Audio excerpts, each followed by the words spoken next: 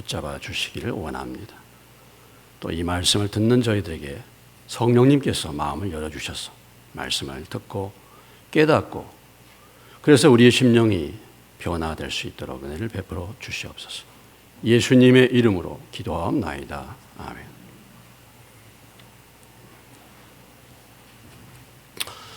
우리가 이 세상을 살아가면서 오해를 당하기도 하고 오해를 하기도 합니다. 잘 몰라서 그런 경우가 있고 또 착각을 해서 그런 경우도 있습니다. 성경에 보면 그런 사건들이 많이 나타나 있습니다. 레갑과 바하나라는 사람이 있었는데 이 레갑과 바하나는 사울의 아들 이스보셋, 사울이 죽은 다음에 그 이스보셋이 사울의 뒤를 이어서 한쪽 지역을 차지하고 있었습니다. 이 레갑과 바하나가 이제 나라가 다윗에게 기울려 가니까 이 이스보셋을 잠자고 있는 이스보셋을 살해합니다. 살해해가지고 그 목을 베어서 다윗에게로 갑니다. 다윗에게 이 이스보셋을 제거해가지고 이스보셋의 목을 갖다가 바치면 큰 상급을 받을 줄 알고 이 레갑과 바하나가 이스보셋을 죽인 다음에 다윗에게 갔는데 다윗은 전혀 그런 사람이 아니었죠. 다윗은 그런 불의한 방법으로 왕위에 오르고자 하는 그런 사람이 아니었습니다. 그래서 그들은 큰 공로를 기대하면서 다윗에게 찾아갔는데 도리어 그것이 그들이 죽임을 당하는 그러니까 다윗이 어떤 사람인지를 전혀 모르고 그런 일을 행한 것이죠. 그리고 그 길이 큰 공로를 세우는 길이라고 생각했는데 그들의 죽음이 그들 앞에 놓여 있다는 사실을 그들은 알지 못했습니다. 그들은 죽임을 당하고 수족을 베어 수족을 잘라내가지고 헤브론 목가에 다윗이 효수를 한 것이죠.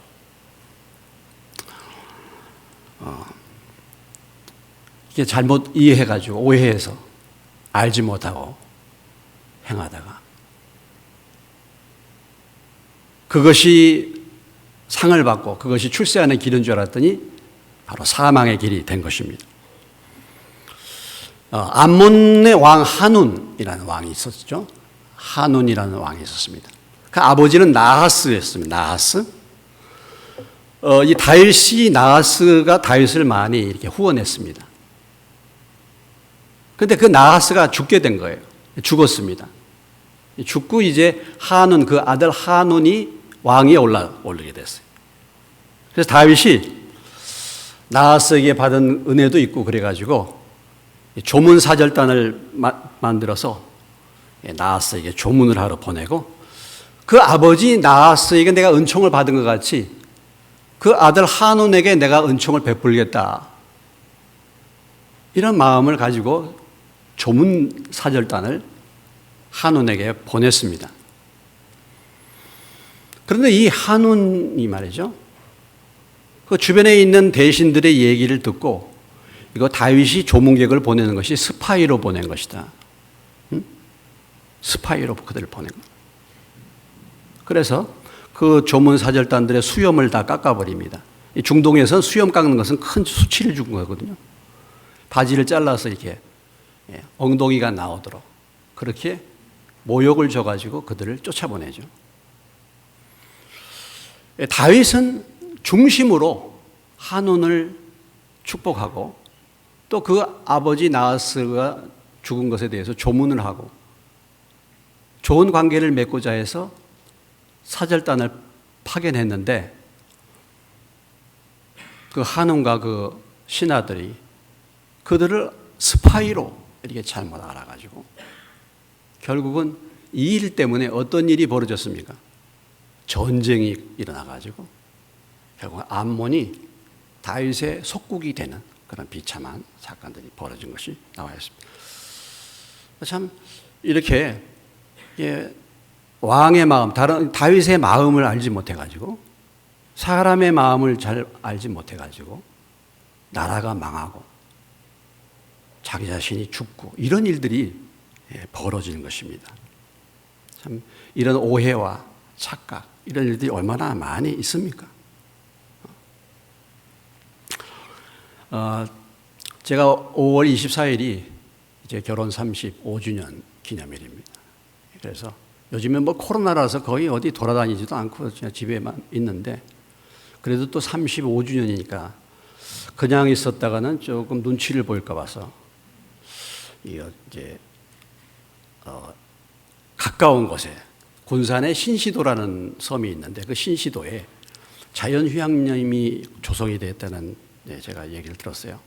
그래가지고 이제 잠깐 이제 갔다 온 군산에 신시도 그래서 갔다가 이제 점심 먹고 이제 돌아오는 그런 이제 코스를 잡아서 그래도 이제 한번 35주년 기념 이제 바깥 나들이를 5월 24일 갔습니다.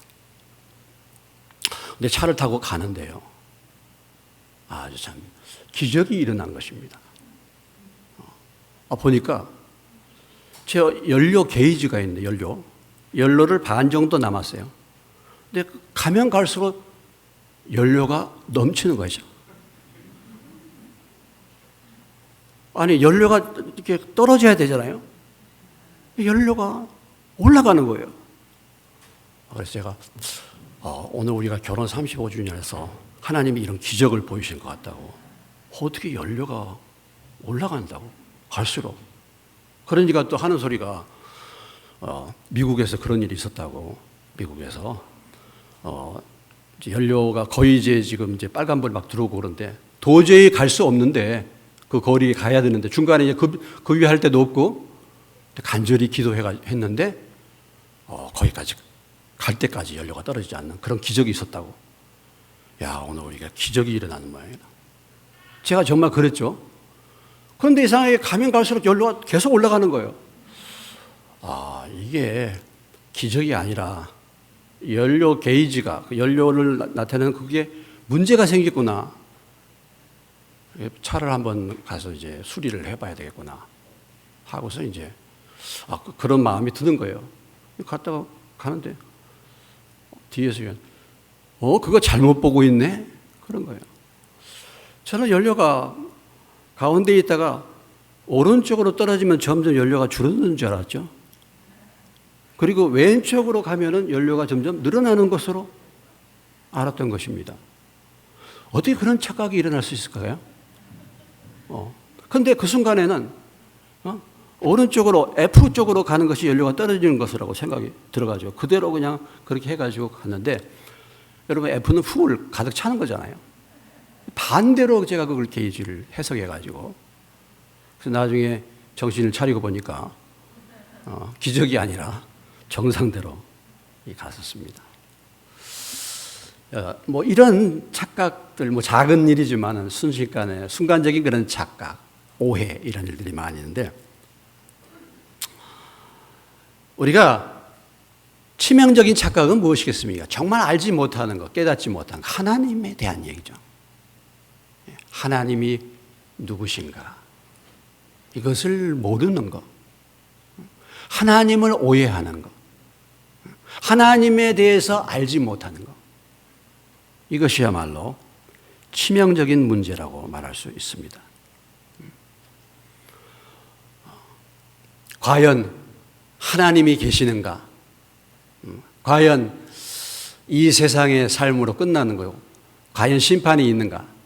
심판이 없이 그냥 이 세상은 이 세상의 삶으로 끝나는가? 뭐 여러 가지 우리가 신앙생활 하면서 하나님을 믿는다고 하고 하나님을 안다고 말하지만 그러나 여전히 그럼에도 불구하고 하나님에 대해서 오해하는 것들이 많이 있습니다. 알지 못하고 깨닫지 못하는 것들이 많이 있습니다. 이 세상에 믿지 않는 사람들이야 하나님이 없다라고 알고 하나님에 대해서 무지하지만은 하나님을 안다고 말하고 하나님을 믿는다고 말하는 우리들 자신들도 믿는다고 하는 우리들도 하나님에 대해서 알지 못하고 깨닫지 못한 일들이 얼마나 많이 있는가를 성경 곳곳을 통해서 우리에게 가르쳐 주고 있습니다. 오늘 말씀은 우리가 잘 알다시피, 여러분이 잘 알다시피, 이제 고넬료의 집에 드디어 이제 베드로가 초청을 받아가지고 집에 이제 도달하지 않았습니까? 많은 사람들을 고넬료가 초청하고 그 자리에 엎드려 있습니다. 베드로가 이것이 도대체 무슨 연고로 나를 불렀느냐? 아직 베드로는 오기는 오는데 분명히 하나님이 이방인들을 향하여 하나님께서 또 다른 마음을 갖고 계신다는 것을 감지는 하고 오기는 왔는데 아직 확실하지가 않습니다. 그래서 고넬료의 집에 와가지고 고넬료에게 물었지 않습니까? 무슨 일로 나를 불렀느냐? 무슨 일로 나를 불렀느냐? 하고 고넬료에게 질문을 던졌더니 고넬료가 그동안에 일어난 사건들을 베드로에게 쭉 얘기를 하면서 이렇게 해서 하나님이 당신을 초청을 했습니다. 라고 답변을 했습니다.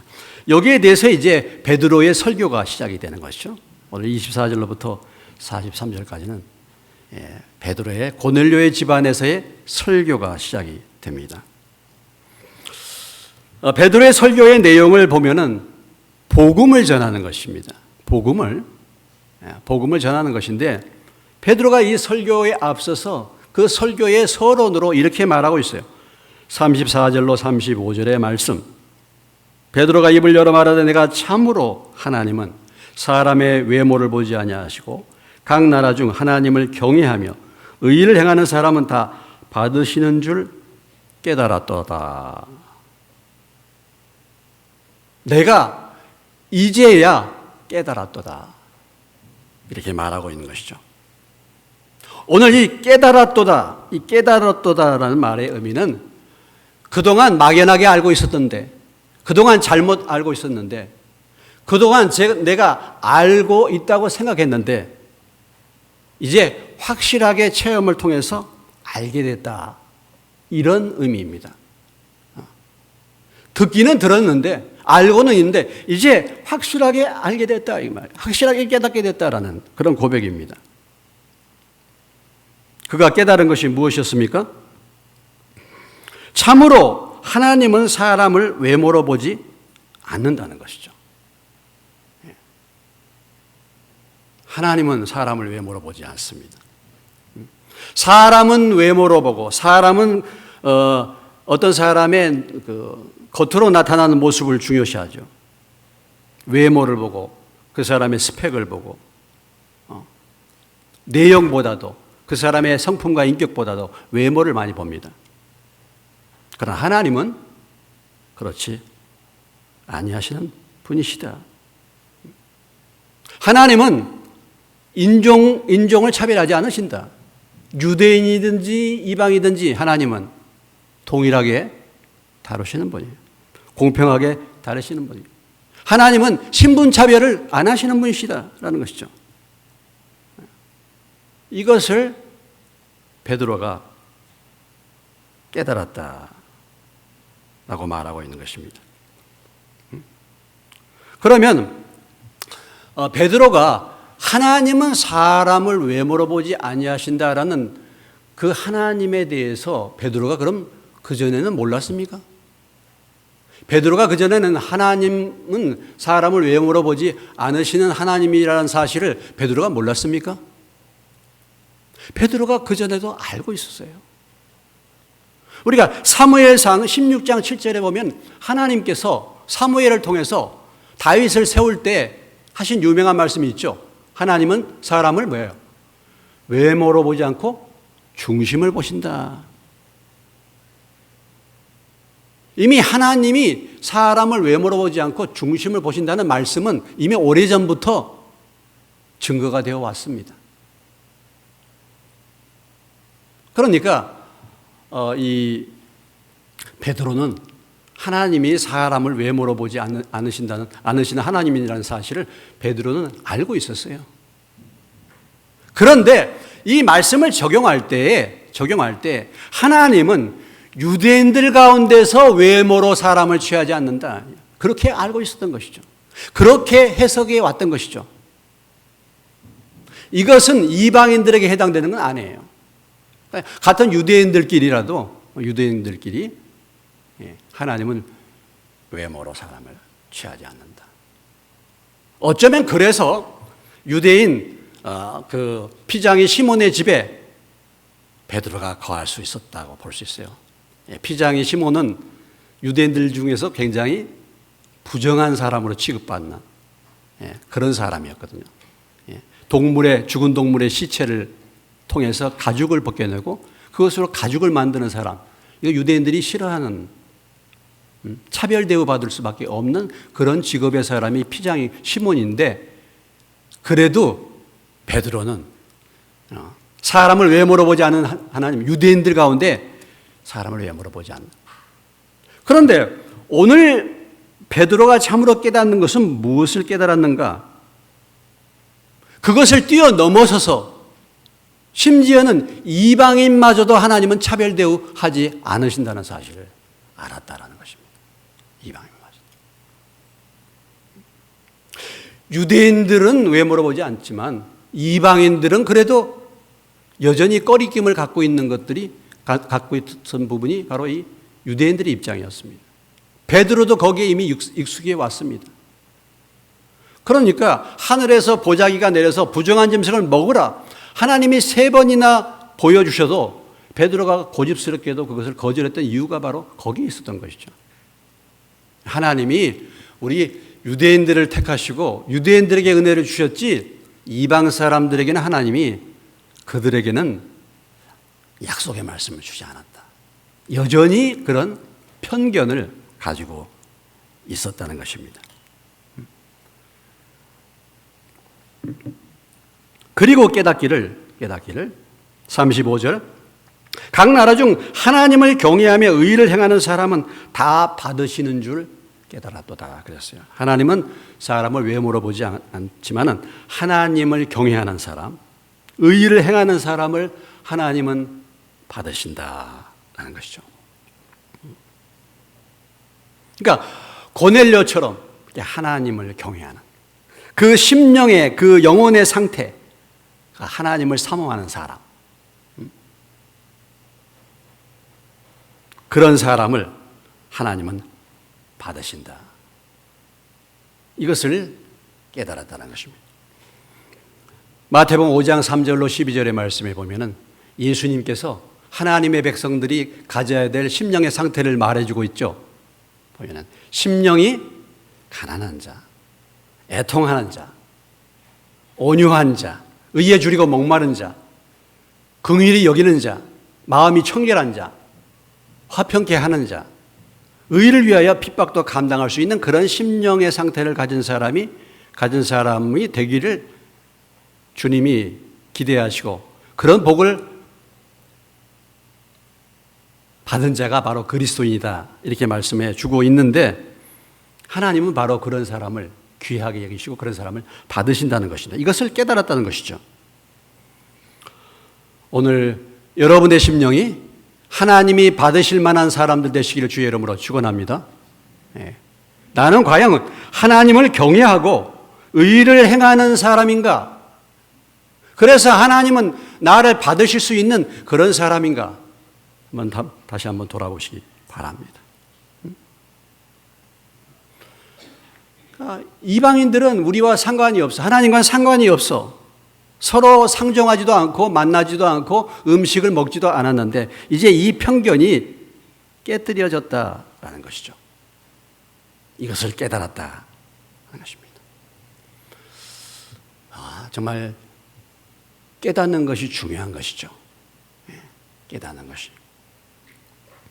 하나님이 어떤 분이신가? 하나님이 누구신가?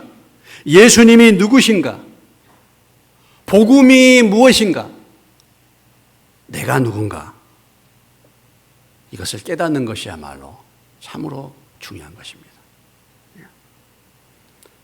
시편 49편 20절의 말씀에 이런 말씀이 있습니다. 같이 한번 따라서 읽겠습니다. 존귀하나 깨닫지 못하는 사람은 멸망하는 짐승 같도다. 사람으로서 존귀하다고 말하지만 깨닫지 못한 사람, 멸망하는 뭐가 같다고요? 짐승과 같다. 하나님을 깨닫지 못하는 사람, 하나님이 없다고 하는 사람, 하나님을 알지 못하는 사람, 하나님의 말씀을 깨닫지 못하는 사람, 멸망하는 짐승과 같다. 이렇게 말하고 있어요. 요한복음 1장 5절에 예수님이 오셨을 때 요한의 고백이죠. 빛이 어둠에 비추되 어둠이 깨닫지 못하더라. 사람들이 깨닫지 못하다. 어둠 속에 있기 때문에 깨닫지 못하는 것입니다. 신명기 29장 3절로 4절에 모세의 고백입니다.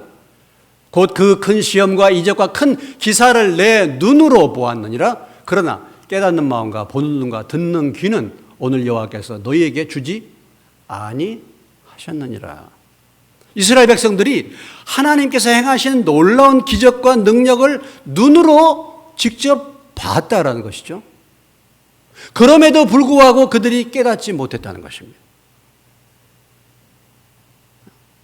기적이 일어나고 기적도 체험하고 홍해가 갈라지고 10가지 재앙을 그들이 보고 하나님이 어떤 분이신가를 눈으로 봤는데도 문제는 뭐냐면 깨닫는 마음이 없었다는 것입니다. 그러니까 그런 걸 봤다고 또 다 깨달아지는 것은 아닌 것이죠.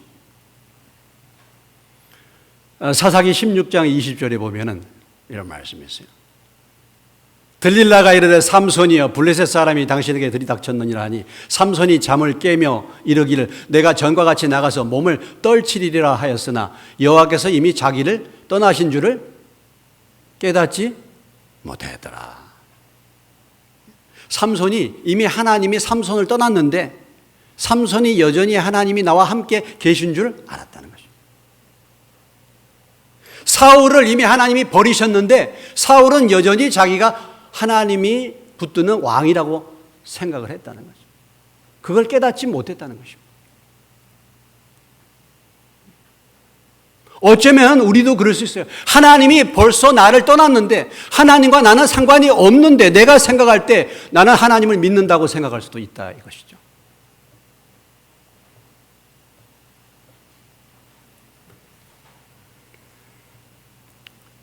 잠언 4장 19절의 말씀입니다. 악인의 길은 어둠 같아서 그가 걸려 넘어져도 그것이 무엇인지 깨닫지 못하느니라. 우리가 죄 가운데 거하고 어둠 가운데 거하면은 걸려 넘어져서 문제를 겪고 어려움을 겪어도 무엇 때문에 그러한 일들이 일어난지를 깨닫지 못한다라는 거예요. 죄로 인해서 심령이 어두워져서 넘어져도 왜 그런 일이 내게 일어났는지 깨닫지 못한다는 것입니다. 28장 잠언 28장 5절에 보면 악인은 정의를 깨닫지 못하나 여호와를 찾는 자는 모든 것을 깨닫느니라. 하나님을 사모하고 하나님을 찾으셔서 모든 것을 깨닫는 은혜를 받으시길 주의 이름으로 축원합니다. 악인은 정의가 뭔지를 몰라요. 말은 정의를 외치지만 정의가 뭔지를 몰라요, 사실은. 내게 좋은 것이, 내게 유익한 것이 정의야. 어둠이기 때문에 무엇이 옳은지 그른지를 알지 못하는 사람이 악인. 우리가 왜 깨닫지 못합니까? 사람들의 죄 때문에, 죄가 어두워서.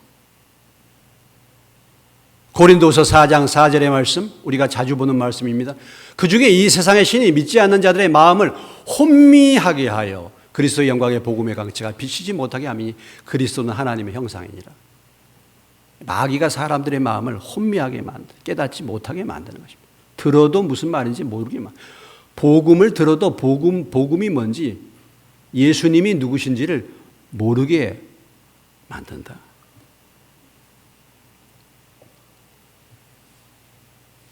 그래서 이 깨닫는 것의 중요성에 대해서 예수님도 여러 차례 말씀하셨습니다. 우리가 잘 알다시피 씨 뿌리는 비유에 보면 마태복음 13장 씨 뿌리는 비유에 보면 그러므로 내가 그들에게 비유로 말하는 것은 그들이 보아도 보지 못하며 들어도 듣지 못하며 깨닫지 못하게 함이니라. 19절의 말씀에 그렇습니다. 아무나 천국 말씀을 듣고 깨닫지 못할 때는 악한 자가 와서 그 마음에 뿌려진 것을 빼앗나니 이는 곧 길가에 뿌려진 자다. 그러니까 말씀을 들어도 말씀을 깨닫지 못해. 왜 그러냐? 그 심령이 길가와 같기 때문에, 딱딱했기 때문에 말씀을 들어도 말씀을 깨닫지 못하는 것이죠.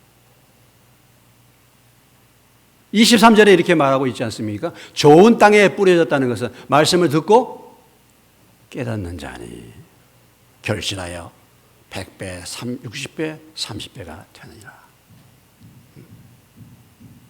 여러분의 심령에 받은 좋은 마음밭 되시기를 주의 이름으로 축원합니다.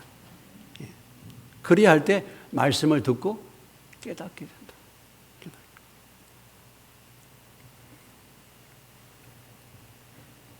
마태복음 24장 39절의 말씀입니다. 홍수가 나서 그들을 다 멸하기까지 깨닫지 못하였으니 인자의 맘도 이와 같으리라. 노아의 때에 홍수가 나서 다 망할 때까지 깨닫지 못했다 그랬어요. 그러니까 망할 즈음에야 깨달아봐야 무슨 소용이 있겠습니까? 그 전에 깨달아야 되는데, 그런데 그 시대의 사람들이 망할 때까지 깨닫지 못했다는 것입니다. 어떤 사람들은 망할 때까지 깨닫지 못해요. 로마서 3장 12절에 사도 바울은 그렇게 말하고 있지 않습니까? 로마서 3장 11절의 말씀에 보면은 깨닫는 자도 없다. 하나님을 찾는 자도, 하나님을 뭐예요? 깨닫는 자도 없다. 이렇게 말하죠. 사람들의 심령이 하나님의 말씀에 무디어져 있는 그런 상태를 우리에게 보여주고 있습니다. 그런데 이것이요, 사람들의 일반적인 상태일 뿐만 아니라 누가복음 18장 34절에 보면은 예수님의 제자들도 그랬어요. 제자들이 이것을 하나도 깨닫지 못하였으니 그 말씀이 감추었으므로 그들이 그 이르신 바를 알지 못하였다다. 예수님을 따라다니는 제자들마저도 예수님이 십자가에 붙들려서 십자가에 죽으시고 사흘 만에 부활하신다라는 사실을 제자들에게 가르쳐 줬을 때 제자들이 하나도 깨닫지 못했다. 이게 무슨 말인지. 심지어는 제자들마저도 깨닫지 못하는 경우를 볼 수 있습니다.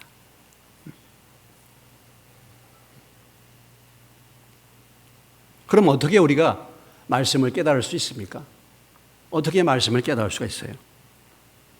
누가복음 24장 45절에 말씀해 보면은 이에 그들의 마음을 열어 성경을 깨닫게 하셨다. 예수님께서 엠마오에 가는 제자들에게 하나님의 말씀을 증거해 주시고 예수님께서 그들의 마음을 열어서 성경을 깨닫게 하셨다. 주님이 우리들의 마음을 열어 주셔야지 하나님의 말씀도 깨닫고 하나님도 깨닫게 될 줄로 믿습니다. 오늘 이 시간에도 하나님께서 저와 여러분의 마음을 열어서 하나님의 말씀을 듣고 깨닫는 은혜가 임하시기를 주의 이름으로 축원합니다.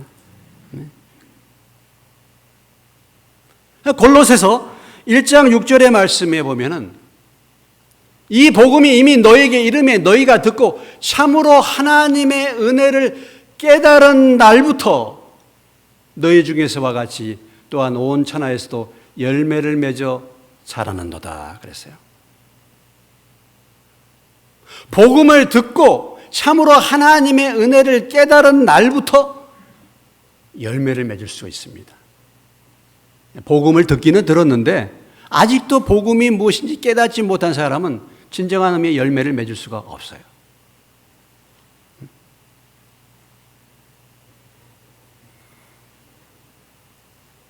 오늘 베드로는 그동안에 막연하게 알고 있었던 이 말씀을 자기가 깨달았다.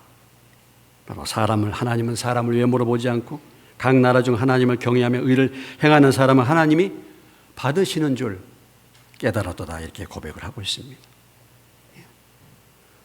우리가 하나님의 말씀을 사모할 때 가난한 마음으로 하나님의 말씀을 사모할 때 하나님의 말씀을 깨닫게 될 줄로 믿습니다. 성령께서 우리의 마음을 열어주실 때에 하나님의 말씀을 깨닫게 될 줄로 믿습니다. 고린도전서 2장 14절의 말씀에 이렇게 말하고 있습니다. 고린도전서 2장 14절 말씀입니다. 육에 속한 사람들은 하나님의 일을 알지 못한다. 육에 속한 사람은 왜냐하면 육신에 속해 있기 때문에 오직 하나님의 일은 성령으로만 깨닫게 하시기 때문에 사람들이 하나님의 말씀을 알지 못하게 된다. 영적인 일을 알지 못하게 된다라고 사도 바울은 고린도 교회 성도들에게 말하고 있습니다. 하나님의 말씀을 늘 사모하고 늘 성령의 은혜를 구하고 그런 가운데서 주의 말씀에 순종하며 나아갈 때 하나님께서 여러분들에게 깨닫는 은혜를 베풀어 주실 줄로 믿으시기 바랍니다. 그러니까 베드로도 지금 아직 확실하게 알지를 못했지만은 한 발 한 발 순종해 나가면서 고넬료의 집까지 와서 보니까 비로소 하나님이 이런 분이셨다라는 것을 깨닫게 된 것이죠. 그래서 이렇게 한 발 한 발 순종하면서 나갈 때 그 전에 알지 못했던 하나님을 더 깊이 알게 되고 그 전에 알지 못했던 하나님의 말씀을 더 깊이 깨닫는 그런 은혜가 임하게 될 줄로 믿으시기 바랍니다. 뿐만 아니라 고난을 통해서도 깨닫습니다. 우리가 고난을 통해서도 시행착오를 통해서도 깨달을 수 있어요. 과거의 불순종, 과거의 시행착오 이런 것을 통해서도 깨달을 수가 있어요. 어쩌면은 우리 인생은 어리석고 미련하기 때문에 말씀에 순종해서 깨닫는 것보다도 말씀에 불순종해가지고 고난을 당하고 어려움을 당하면서 깨닫는 경우가 많이 있어요. 내가 말씀에 불순종하고 시행착오를 해서 어려운 일을 겪었습니까? 그런데 그 사건을 통해서 내가 하나님이 어떤 분이시라는 것을 깨달았다고 한다면 그 실패와 고난도 은혜가 될 줄로 믿습니다. 문제는 그런 대가를 지불하면서도 깨닫지를 못하는 것이 문제예요. 깨닫지 못하는 것이 문제입니다. 오늘 베드로가 깨달은 것, 하나님은 이방인에게도 구원의 은혜를 주신다는 것이죠. 하나님은 이방인에게도 복음을 증거하기를 원하신다. 이 사실을 깨달아서 오늘 36절 이하의 43절까지 베드로가 복음을 지금 전하고 있습니다. 복음의 내용을 쭉 보면은 동일한 복음이죠. 이미 유대인들에게 전달했던 복음, 동일한 복음입니다. 예수님이 어떤 분이신가? 예수님이 우리를 위해 십자가에 죽으시고 그분이 우리의 죄를 용서하시고 그분이 사흘 만에 부활하셨어. 그분이 바로 메시아로서 우리의 구원자로서 세워지신 하나님이 보내신 분이시다. 성령과 기름을 능력을 기름 붓듯 하셔서 마귀에게 눌린 자를 구원하기 위해서 오신 분이 바로 예수 그리스도시다. 이 복음을 이방인인 고넬료의 가정에 고넬료에게 증거하라는 이 말씀을 비로소 베드로가 깨닫게 돼서 복음을 이제 전파하는 내용이 나와 있습니다. 그런데 오늘 우리가 고넬료를 생각해 볼 때 고넬료가 어떤 사람이었습니까? 고넬료는 경건한 사람이라고 했습니다. 고넬료는 의의를 행하는 사람이었어요. 고넬료는 착한 일을 행한 사람입니다. 고넬료는 늘 기도했던 사람이에요. 그런 고넬료였지만은 그러나 그러한 일들로 인해서 죄의 문제를 해결할 수 없다는 사실을 우리에게 보여주고 있는 것이죠. 교회에서 칭찬을 받고 사람들에게서 칭찬을 받고 하나님을 경외한다고 말은 하고 의로운 자라고 말은 하고 그래서 시간을 정해서 종교적인 열심을 가지고 늘 기도하면서 심지어는 천사를 만나기도 했지만은 그러나 그것만으로 고넬료가 죄사함을 받을 수는 없었다라는 것이죠. 복음을 모르면, 예수를 만나고 믿지 못한다면 죄 문제를 해결할 수 없는 것입니다. 아무리 내가 착한 일을 많이 하고 아무리 내가 종교적인 열심을 갖고 있다 한다 할지라도 죄 문제는 그것으로 해결될 수가 없는 것이죠. 인간의 행위로, 인간의 의로운 행위로 하나님 앞에 설 자가 없는 것이죠. 율법의 의로는 죄를 깨닫는 것밖에 될 수가 없는 것입니다. 그렇기 때문에 바로 이 고넬료에게 하나님께서 베드로를 통해서 복음을 증거해 주었던 것입니다. 우리 주변에도 지금도 이렇게 신앙생활 하는 사람이 있을 수 있습니다. 여러분은 어떻습니까? 내가 종교적인 열심을 가지고 내가 하나님을 잘 내 열심으로 섬긴다고 말을 하지만 그런 나의 어떤 종교적인 행위가 죄 사함을 받고 구원을 얻는다고 생각하는 사람들이 있을 수 있어요. 그러나 참으로 경건하고 하나님을 경외하고 의를 행하고 구제를 베풀고 종교적인 열심을 가졌던 이 고넬료에게 있어서도 결국 그가 그런 행위를 통해서, 그의 착한 행위를 통해서 구원을 받고 죄 사함을 받을 수 없었다는 사실을 우리에게 말씀해 주고 있는 것입니다. 그렇기 때문에 하나님께서 이 베드로를 통해서 복음을 증거해 줬던 것이죠.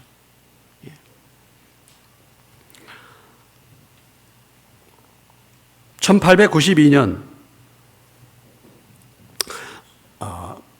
여러분들이 이제 저는 그 서울의 100주년 기념관에 있는 양화진 선교사 묘지를 저는 못 갔습니다만 저희 교회에서는 그 전에 이제 중고등부 청년들 데리고 가본 적이 있다고 그래요. 근데 참 이 양화진 선교사는 선교사 무덤은 가볼만 합니다. 어찌 기회가 되면은 우리가 가봐야 되겠습니다. 거기에 묻혀 있는 사무엘 무어 선교사라는 분이 계십니다. 양화진 묘소에. 이분은 1892년 32살에 북장로교 선교사로 우리나라에 왔습니다. 1893년도에 곤당골 교회를 세웠습니다. 92년도에 들어와 가지고 그 다음에 곤당골이라는 지역에 교회를 세웠어요. 그 곤당골이라는 지역이 지금 소공동 롯데호텔 자리라고 합니다. 여기에다가 예수학당을 만들었어요. 그래가지고 어려운 사람들, 학교를 못 다니는 사람들, 그런 사람들 이제 교육을 시켜, 교회에서.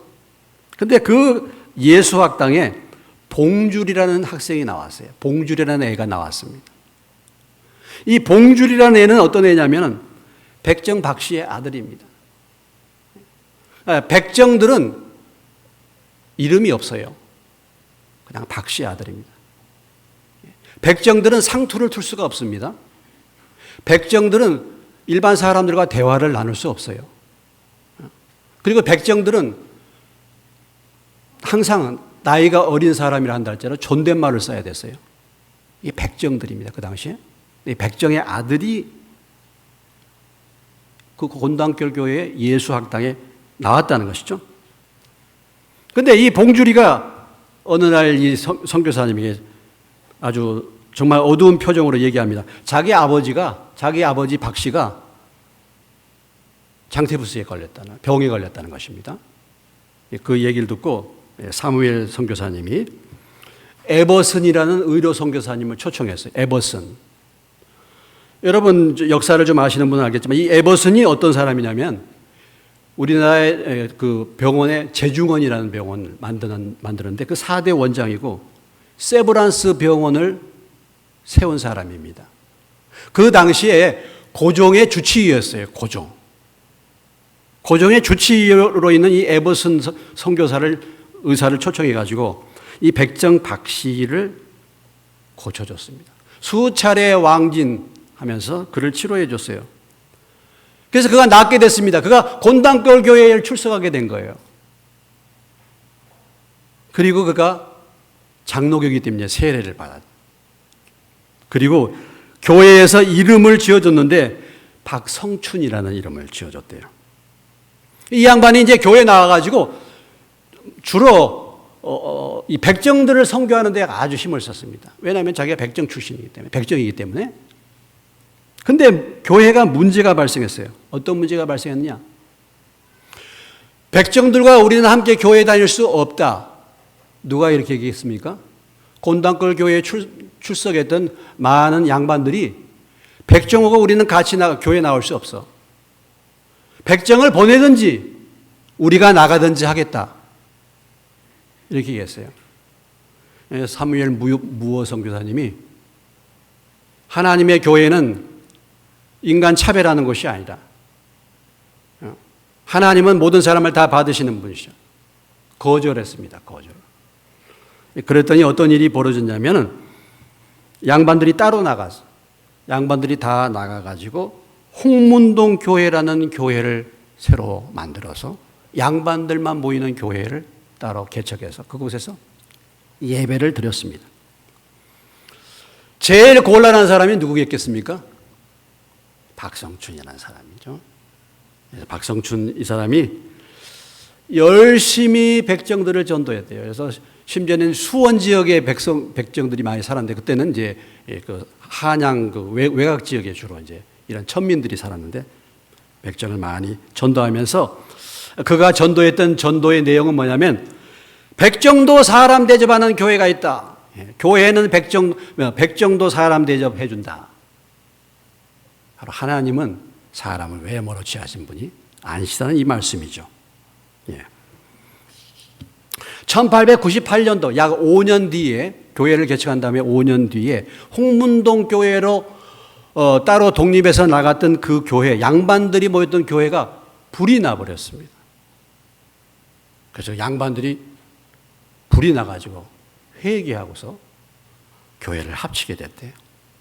1905년도에 숭동교회, 이 교회를 이제 양반과 백정이 함께 모이는 교회인데 이 숭동교회, 이 숭동교회의 장로가 박성춘 백정이 장로가 됐고 왕족 이재영 씨가 장로가 됐습니다. 그래서 왕족과 양반과 백정이 한 지체가 되는 교회가 세워진 거예요. 신분이 타파되고 인종차별, 신분차별이 타파되는 이런 역사, 교회가 진정한 그런 교회가 된 것입니다. 그리고 이 무어 선교사와 함께 이 백정의 신분 해방을 위해서 수차례 탄원을 하고 해가지고 1895년도에 우리나라에 비로소 백정의 신분이 해방되는 그런 이제 역사가 이 교회를 통해서 이런 역사가 일어났습니다. 어떤 사람들은 이것을 갖다가 링컨의 노예 해방과 같이 한국의 노예 해방이다. 바로 하나님이 사람을 외모로 취하지 않아요. 하나님은 모든 사람을 받으시고 하나님은 모든 사람이 구원 얻기를 원하신다는 이 말씀의 가르침이 사실은 이런 양반과 백정, 양반과 상인 간에 정말 도저히 무너질 수 없는 벽을 무너뜨리고 유대인과 이방인 도저히 무너뜨릴 수 없는 그 벽을 이 복음이 무너뜨리게 된 것입니다. 오늘날 편을 가르고 분열시키고 이렇게 하는 것은 하나님이 기뻐하신 것이 아니에요. 하나님은 모든 사람들 다 구원 얻기를 원하시고 하나님은 인종을 떠나 신분을 떠나서 모든 사람이 예수 그리스도 안에서 복음을 통해서 하나가 되기를 원하시는 하나님이신 줄로 믿습니다. 디모데전서 2장 4절 하나님은 모든 사람이 다 구원을 받으며 진리를 하는 데 이르기를 원하신다라고 말씀하셨습니다. 여러분 1906년에 46살로 사무엘 무어 선교사님이 소천하셨어요. 장티부스로.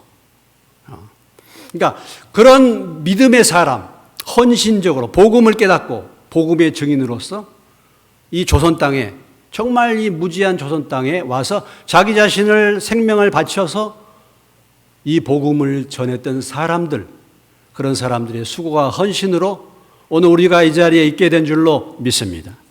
예. 그분은 46살에 장티푸스에 걸려서 돌아가셨어요. 예. 이런 보이지 않는 사람들의 복음의 증인으로서의 그런 삶을 살았던 사람들을 통해서 이 복음이 이 땅에 전해지고, 그래서 신분이 철폐가 되고 남자와 여자의 구분이 사라지고, 남녀의 그 신분의 차이가 타파가 되고, 바로 그런 역사가 사실은 이 복음을 통해서 이루어진 것입니다. 오늘 베드로의 고백, 나는 깨달았도다, 이 말씀을 여러분 기억하시고, 나는 정말 하나님을 바로 깨달으셨습니까? 나는 예수님이 누구신지를 바로 깨달으셨습니까? 이 복음이 무엇인가를 깨달으셨습니까? 한 번 죽은 다음에 하나님의 심판이 있다는 것을 여러분 참으로 깨달으셨습니까? 정말 깨달으셨다고 한다면 우리의 삶이 달라져야 되지 않겠습니까? 아직 알고 있습니까? 어떻습니까? 오늘 알고 있었는데 오늘 베드로가 고백한 것처럼 이제야 참으로 깨달았습니다. 알고 있었던, 막연하게 이론적으로 알고 있었던 하나님에 대한 그 지식이 이제는 믿음으로, 여러분의 삶으로 깨닫는